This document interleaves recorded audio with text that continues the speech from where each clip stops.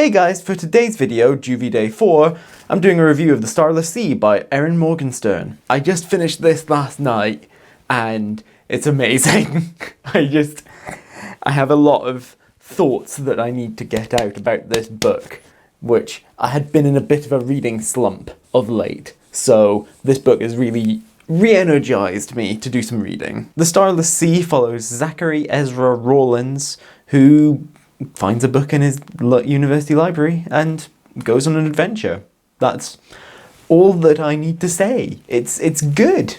The story's just really beautiful and the language is all really good, and just there's so much good about this book and the story, and I just overwhelm myself every time I try and talk about it like that. So I'm going to drill down on a couple of bits. One of the key themes of this book is that it's just about stories and what stories are made of, and this is exemplified with Zachary being an emerging media student.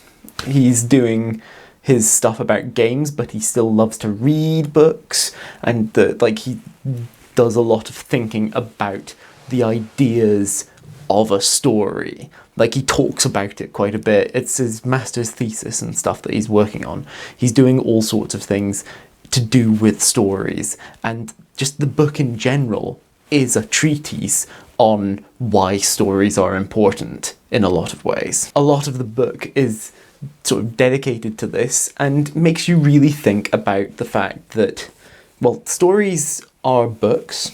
Stories are just tales told.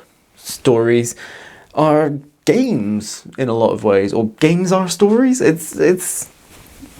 Stories are all sorts of things, and as you go through it, you sort of realise, especially when there's some more stuff about Zachary's mother, and you realise that, like, fortune telling is a story that we tell ourselves as well, and you just got to, read the story effectively, and it's an interesting one.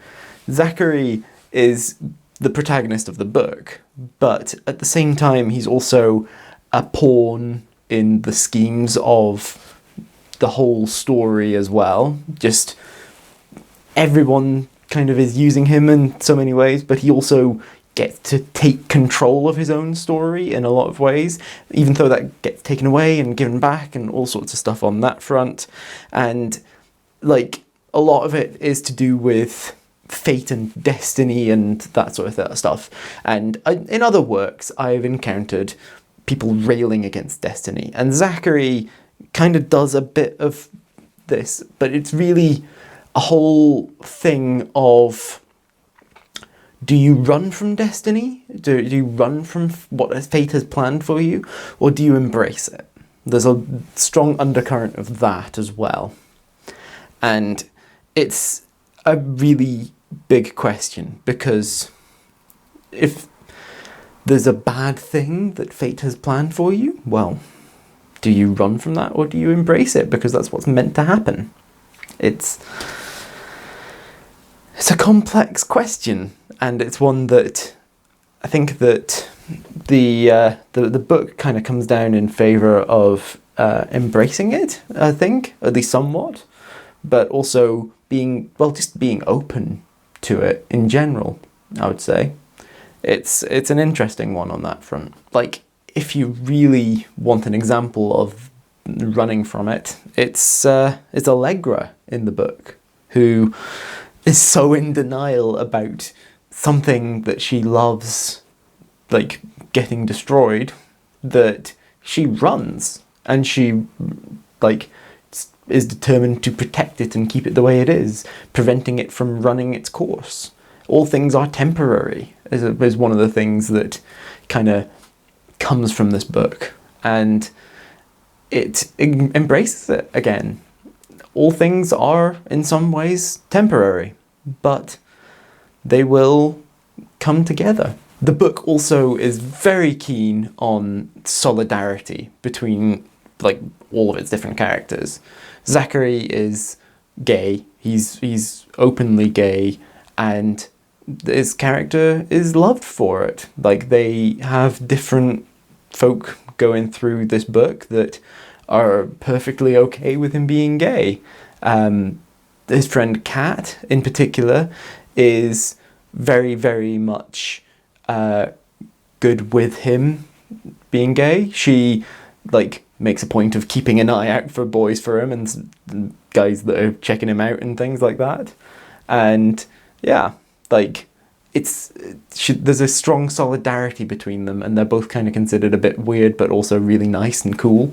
So I like that. I think that that's an important message to bring away from it, especially in the current times, which I'm not really addressing on my channel. Not that I've got much of a platform on that front, but I think that solidarity is something that we really need to remember, and it's expressed in this. And yeah, there's so much good about this book, and I'm definitely not doing it justice, but I just loved it. It was a great book.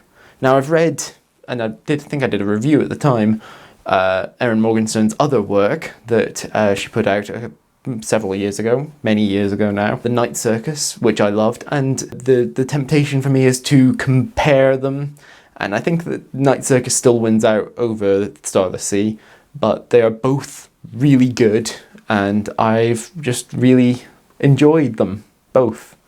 They're both really good books. I think that's all I've really got to say. I've got not a lot else to add to any conversation about this book. It's a really, really good book. Let me know what you thought of the book in the comments down below. I'd love to know, so let me know down below. I hope that you enjoyed this video and that you remember to like and share it and subscribe to my channel. Click on the thumbnails down below to see other videos by me, and I will see you guys tomorrow for the next day of JuV. Bye!